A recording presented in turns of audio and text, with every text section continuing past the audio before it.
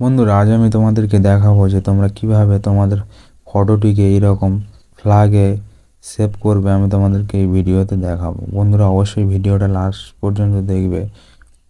প্রথমে তোমরা জাস্ট তোমাদের মোবাইলের ক্রোম ব্রাউজারটিকে জাস্ট ওপেন করে নেবে।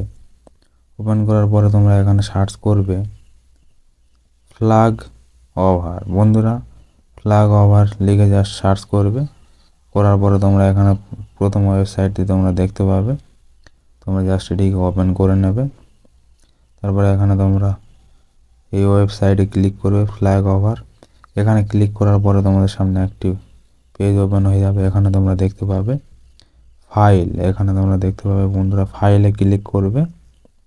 ক্লিক করার পরে এখান থেকে সিলেক্ট ফাইলে ক্লিক করবে। এখান থেকে সিলেক্ট ফাইলে ক্লিক করে তোমাদের গ্যালারি থেকে যে কোনো একটি ফটো সিলেক্ট করে নেবে। বন্ধুরা, আমি এখান থেকে একটি ফটো সিলেক্ট করে নেব, নিয়ে তোমাদেরকে দেখাবো।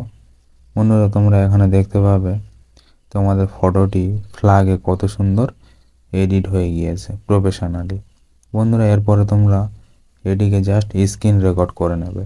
স্ক্রিন রেকর্ড করলে তোমাদের হয়ে যাবে, তোমাদের মোবাইলের গ্যালারিতে সেভ হয়ে যাবে।